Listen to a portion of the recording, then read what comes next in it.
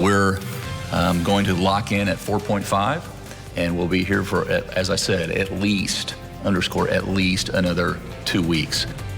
Now at 5, Indiana's reopening plan remains on pause. The numbers driving this decision. The city wants families to fill out a survey to figure out a new approach to public safety. I'm Troy Washington on the Far East Side, working with families to get their perspective. Severe weather potential. Headlines My Forecast will outline the threat and the timing. This is RTV6 News at 5, working for you.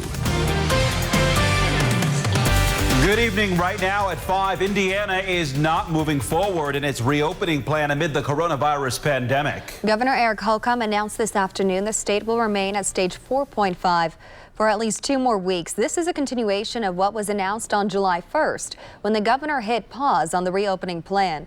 Outdoor events like festivals, parades, and fairs can operate as scheduled, but with reduced capacity. Bars and nightclubs will continue to be limited to 50% capacity, and restaurants at 75%.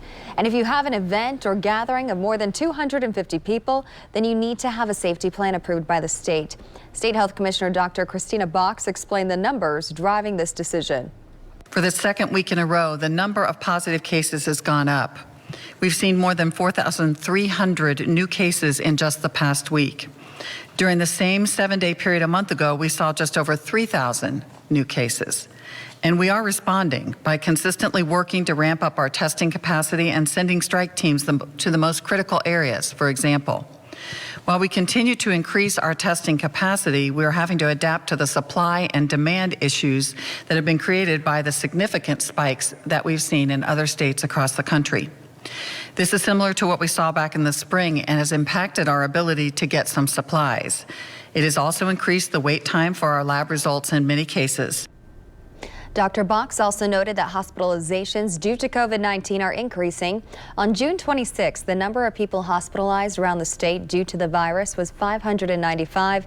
Yesterday was 881. She said daily admissions are also increasing. Here are more numbers that factor into the steps the state is taking. 700 more positive cases reported today. More often than not, in the past 6 days, that number has been in the 600 and 700s. The statewide total is now at 53,370. 10 more Hoosiers have died from COVID-19, those deaths occurring between July 9th and yesterday. The statewide total stands at 2,592. The governor and Dr. Box also talked about the upcoming school year, saying as of now, they are still leaving the specifics up to each individual school district. RTV6's Megan Sanctorum found out why and how some school administrators are reacting tonight. The start to this upcoming school year will be unlike any other, as district leaders across the state try to find balance between providing a quality in-person education and keeping people safe. I think if you talk to any superintendent, they would tell you this is the most challenging opening of school that they have ever experienced in their career, and probably will. We are starting to hear from local school leaders about how they plan to start the year. Some districts will be returning to the classroom. Some will be completely virtual. Others are doing a combination of the two. The Wayne Township Superintendent says they're offering both options, and they've pushed the start date back 2 weeks. Some say they wish the state provided more guidance or set standards for how school districts should start the year. But Governor Holcomb says that could vary county by county. And if I have a bias, it is toward home rule and local control and understanding that they know their situation the best. They're not just physical building, but what they're capable to pull off inside the plan that they have to execute. We talked about that yin and yang, the balance of giving us the guidance necessary to be able to open safely, but at the same time being respective of individual communities and the circumstances that exist. Dr. Box says the state likely will not provide mandates for schools unless counties start seeing a major spike in cases or if the county positivity rate climbs to around 10%. Working for you, Megan Sanctorum, RTV6. The state will also be working with schools to obtain PPE and other resources. We expect to learn more about that effort on Friday. We are compiling a list of Central Indiana School District return plans. More are added daily, including Anderson's, which announced today it will start the school year virtually around Labor Day. You can look for details on our website. That's at theindychannel.com. An update now to a story Scholastic Investigates has been tracking for months. The state is getting closer to releasing where people have died in Indiana nursing homes due to coronavirus and where outbreaks are occurring. The State Department of Health says they have collected data from 70% of nursing homes and are working to get the remaining information. They will then post that historical death and case information at the end of the month. But all the while, we're working on the new website that will allow us to take information directly from long-term care facilities, from our birth and death registry system, put all of that together so that we have real-time information about cases, real-time information about deaths, and that it is accurate and up to date. The state announced July 1st it would publish nursing home data following months of reporting from Scholastic Investigates. Kevin. Our Weather Now camera network tells the story. Clouds, but no storms in central Indiana right now. 86, that's our current temperature. Humidity climbing. The dew point is 66. Once it's at 65, you start to notice that. No thunderstorms central Indiana. The storms that are in northern Illinois are moving northeast and will not be a threat to our viewing area. This is the area of concern. We'll inherit the storms that are around St. Louis into central Illinois. I circled those. They're moving to the east at about 45 miles per hour.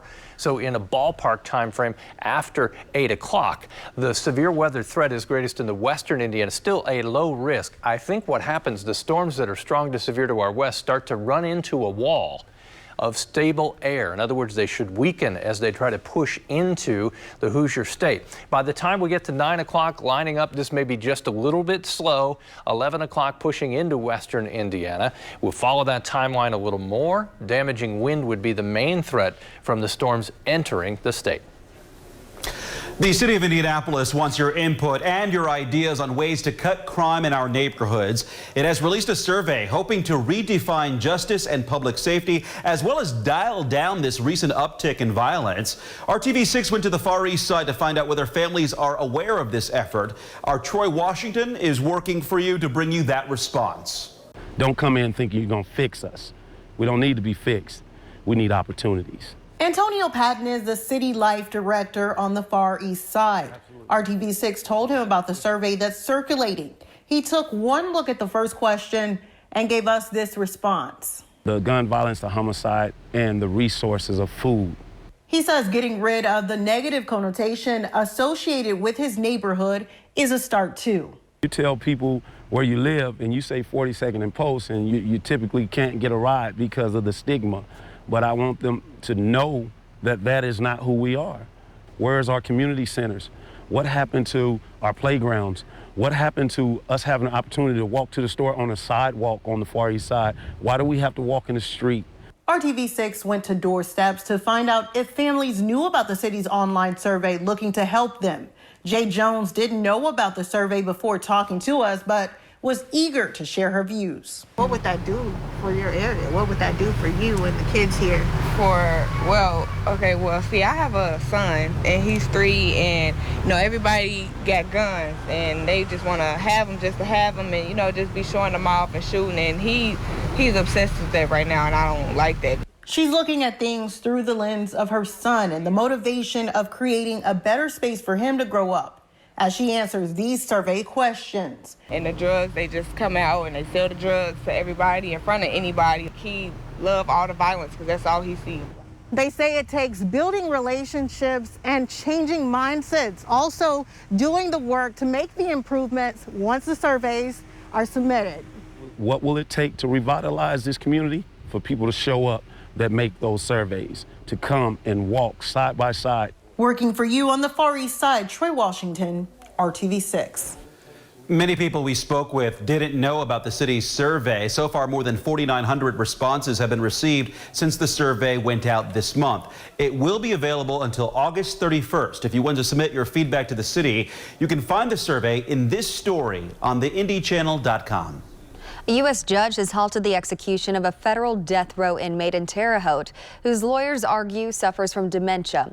Wesley Ira Perkey was scheduled to be the second inmate executed by the government after a nearly 20-year hiatus ended this week. But a judge in Washington, D.C. imposed 2 injunctions today. The Justice Department is appealing in both cases. Perkey's lawyers say he can no longer grasp why he is slated to die. The Kansas man was convicted of the 1998 killing of a girl in Kansas City, Missouri. And meanwhile, a federal judge has denied an Iowa drug kingpin's request to delay his execution, which is scheduled for Friday at the prison in Terre Haute.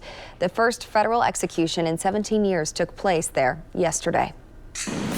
Tonight, a 42-year-old woman is dead and her 11-year-old son is in critical condition following an apartment fire on the west side. The fire broke out around 7:20 this morning in the Meadow Lake Apartments on Lupine Terrace near 34th and High School Road. Multiple agencies responded to the fire, including Speedway firefighters who pulled the mother and son from the burning building. The mother was pronounced dead at the hospital. Her son is in critical condition at Riley Hospital for Children. 14 people, a total of 4 families, are displaced. Indianapolis fire investigators say the fire started in a garage, but the cause is unclear at this time. With our city being as homicide heavy as it is right now, we're trying to keep these young men out of trouble, and we're trying to keep them away from the violence. Investing in the future and helping local teens build pride for their community. Straight ahead here, we're taking you inside a local work program that aims to keep kids safe and prepare them for success. And small little pieces of aluminum that add up in a big way to help families with sick children. The impact one man alone has made in pop-tab donations for the Ronald McDonald House. I'll have more on our thunderstorm threat for tonight, and we'll talk about when heat index values may reach 105.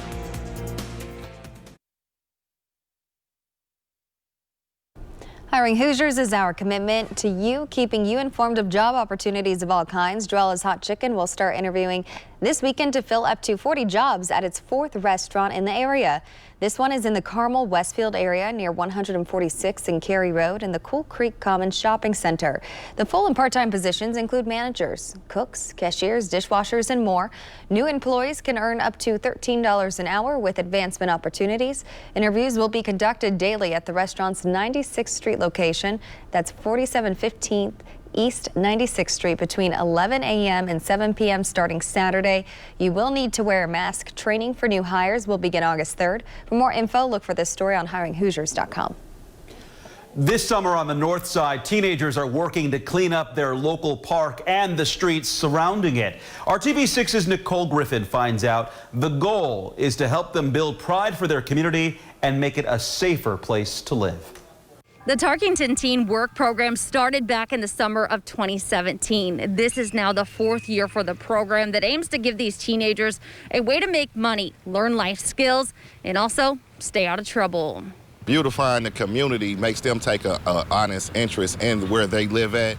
And if they keep it beautiful, then they wouldn't want nobody to come in and destroy it or just standing on corners and just, it takes away the criminal element. Damon Lee is the supervisor with the Tarkington Park Teen Work Crew. Lee grew up in this neighborhood, went to college, and is now a teacher. During the summer, he spends time investing in the future because he says he used to be one of these kids. All of them are from the neighborhoods surrounding Tarkington Park. A lot of them has been impacted by gun violence. Somebody they know has either been murdered or shot. We got a few kids who've lost parents in the program. Over the years, parents been murdered. Most of these kids, once you're in a good program like this, you have a great mentor, you kind of stay away from the violence. Hayden Burke is one of the workers who has been impacted. He says he lost an uncle to violence, and recently his grandmother's house was shot up. He says Tarkington Park is a place he comes often to get away and spend time with friends. Like, I love cleaning up over here because I didn't like when it was a lot of trash. Because, like, every time when you see trash everywhere, you just feel like you don't want to play anymore. This year, there are 20 boys ages 13 to 16 working outside and 10 girls spending time working inside the MLK Community Center. The teens earn a weekly stipend provided through donations for the program. Working for you, Nicole Griffin, RTV6. Each April, there is an application process. The teens must go through an interview, and then they are chosen to take part. Most of the kids involved are IPS students. Like so many other things this year, the annual Pop Tab Drop benefiting the Ronald McDonald House in Indianapolis had to be canceled this summer due to the pandemic. But donations of the tiny pieces of aluminum are still being collected and dropped off. And today, one of the longtime donors continued his annual donation. Larry Van Ness of Anderson dropped off 353,000 tabs today. He has collected tabs for the Ronald McDonald House for 17 years. The organization uses the money from recycling the pop tabs to help support the facility that provides a home for families when their children are in nearby hospitals. We are always excited to have Larry. He's kind of the keystone person of our pop tab collecting program. For his efforts, the Ronald McDonald House presented Larry with a plaque marking his donation of 22 million tabs over the years. Since the program started, it's brought in about $800,000. Donations of all sizes are accepted at any time. However, if you have more than $1 million, you're asked to contact them ahead of time. There's a donation bin in the garage, which is actually named after Larry. The house is located at Michigan and Limestone Streets near Riley Hospital for Children. He's making us all smile, isn't he? Yes, I was just thinking how many kids he had to do that on. Woo. A whole lot of pop being consumed out there. I love the bracelets too. He had the pop top bracelet. Some fancy bracelets. Okay, for us, interesting forecast. There's a lot going on, some here in the short term. Then we'll cut down on the overall thunderstorm intensity and coverage, but we will have a daily chance as we move forward. Thunderstorms tonight may be severe, and especially western Indiana. Temperatures are returning to the 90s on a consistent basis. We're not there right now. 86 in Indy, 88 in Sullivan and Greencastle, 87 in Lafayette. Same temperatures in the eastern portion of the state. Give you a chance to look around. Not as humid as it will be. What headlines forecast for tonight are thunder threat, and especially in western Indiana. Notice we're dry right now. Thunderstorms will be inherited. They won't just start developing here. I think we'll wait for them to arrive from Illinois. I'm zooming in here. This is southwest of Pontiac, Illinois. There's a confirmed tornado there. You can see the circulation, the greens and reds, the red moving away from the radar, the green toward, and that's confirmed then by spotters that there's a tornado moving to the east. We'll keep an eye on that complex of thunderstorms. It could clip Benton County, the northwest portion of Benton County.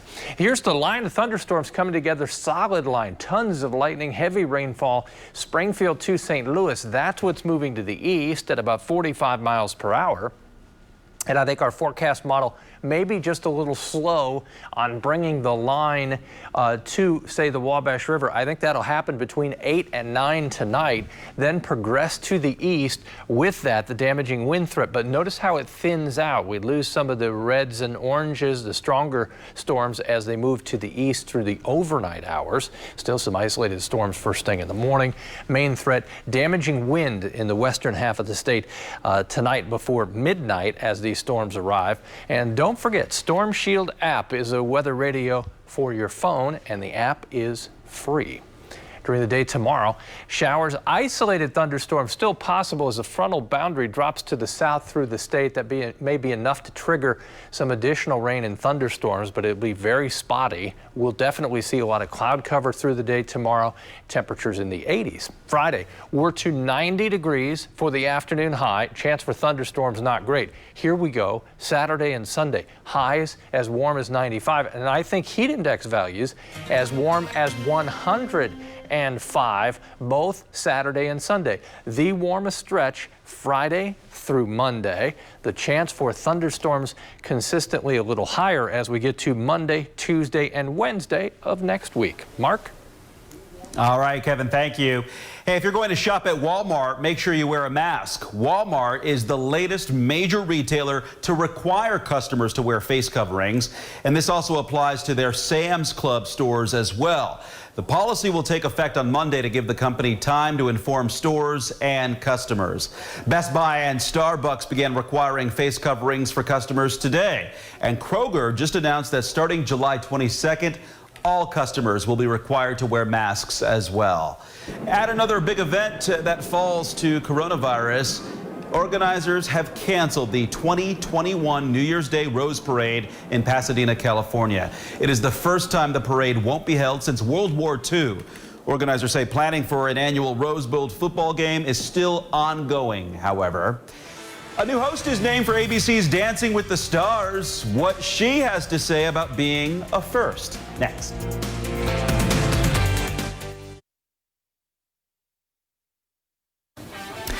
Friday Night Lights will shine brightly this week on the RTV6 Facebook page. Graduating seniors will be honored at the National Football Foundation Central Indiana Chapter Annual Scholastic Awards. Sports Director Dave First hosts as 15 student athletes from 14 area schools are selected. Included are special honors for Collegiate and Courage Awards. Watch Friday night at 7:30 only on the RTV6 Facebook page.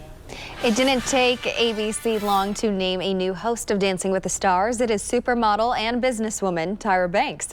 Banks will replace longtime host Tom Bergeron and also take on the role of executive producer of the Celebrity Dance Contest. Co-host Erin Andrews is also leaving and is not expected to be replaced. Banks started out as a supermodel and co-created America's Next Top Model. She was the first black model to be featured on the cover of Sports Illustrated swimsuit issue, and now the first black female and solo host of Dancing with the Stars. Today's the first time I'm hearing this first with Dancing with the Stars, black woman. I never even thought of that. And so I like breaking those doors down so that we don't have any more firsts, but it's nice to be first, right? So that you can open that door and let so many other people in after you. So I'm excited, yeah. ABC says Dancing with the Stars is getting a creative refresh that honors what viewers love about it. Look for the show Mondays this fall here on RTV6. Next on the news at 5:30, a deadly shooting on the Canal. Metro Police are now hoping releasing these pictures will lead them to answers.